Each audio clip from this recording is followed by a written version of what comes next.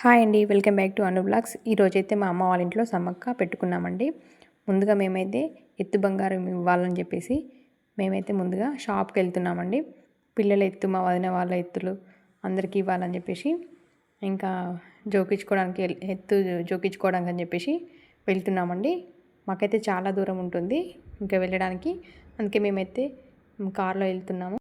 ఇంకా మేమైతే షాప్ దగ్గరికి వచ్చేసామండి. వచ్చేసాక మేమైతే ముందుగా జోకి దగ్గర బొట్టు పెట్టేసి కంకణం కట్టేశానండి. కంకణం కట్టేసి అందరికైతే బొట్లు పెట్టాను నేనైతే. ఇంకా బొట్లు పెట్టేసినాక ఇంకా మా వదిన అయితే చిన్న పాపని తీసుకొని కాంట మీద అయితే కూర్చుంది. తను వాళ్ళిద్దరిది పాపదును మా పెద్ద వదినది అయిపోయాక మళ్ళీ మా పెద్ద అల్లుడిది కూడా జోకించారు ఎత్తు బంగారం. తర్వాత మా చిన్న వదిన కూర్చుందండి పాపని తీసుకొని. ఇంకా వాళ్ళిద్దరిది కూడా కంప్లీట్ అయిపోయాక మా చిన్న అల్లుడు కూర్చున్నాడు. ఇంకా అది అయిపోయాక మా వాళ్ళైతే బెల్లం తలపైన పెట్టుకొని తీసుకొని వచ్చారు.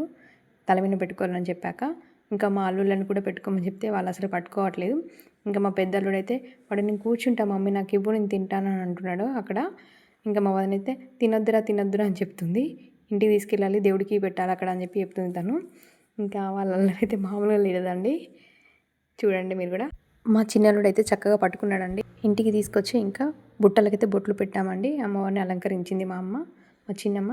ఇంకా అమ్మవారికి ఒడిబియ్యం పోసారు, మంచిగా చక్కగా రెడీ చేశారండి. ఇంకా మేకపోతుని అయితే తీసుకొచ్చి అమ్మవారి ముందు పెట్టారండి. ఇంకా అన్నీ రెడీ అయిపోయాక మా వదిన అయితే కొబ్బరికాయలు కొట్టింది. తను కొబ్బరికాయలు కొట్టడం కంప్లీట్ అయ్యాక ఇంకా అమ్మవారి దగ్గర అయితే అమ్మ ప్రసాదం పెట్టింది. అమ్మవారికి బోనం వండుతారు కదా, ఆ బోనాన్ని సమర్పించింది.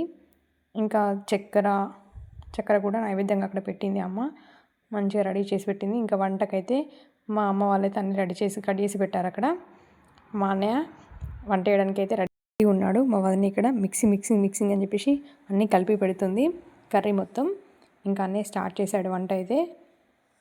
ఇంకా ఆనియన్స్, మిర్చీస్ అన్నీ మిక్స్ చేసి మంచిగా వేస్తూ ఉన్నాడు. బాగా చేశాడండి మా అన్నయ్య వంటలు అయితే. ఇంకా చాలా బాగా చేశాడు ఆ రోజు కర్రీ అయితే. నాకైతే బాగా నచ్చింది, ఎందుకంటే మంచిగా గ్రేవీ టైప్, బాగా సూప్ కాకుండా గ్రేవీ టైప్ చేశాడు వంట, చాలా బాగుంది. కర్రీ అయితే కలర్ఫుల్గా భలేగా ఉందండి. ఎంత బాగా చేశాడో, చాలా బాగా చేశాడు. ఆ రోజు వంట అయితే అన్నయ్య కర్రీ వండాడు, మా వదిన కొంచెం హెల్ప్ చేసింది అన్నయ్యకి. ఇంకా రైస్ వచ్చేసి వదిననే చేసింది, కర్రీ మాత్రం అన్నయ్య చేశాడు. నేను ఉన్నాను కదా అన్నాడు.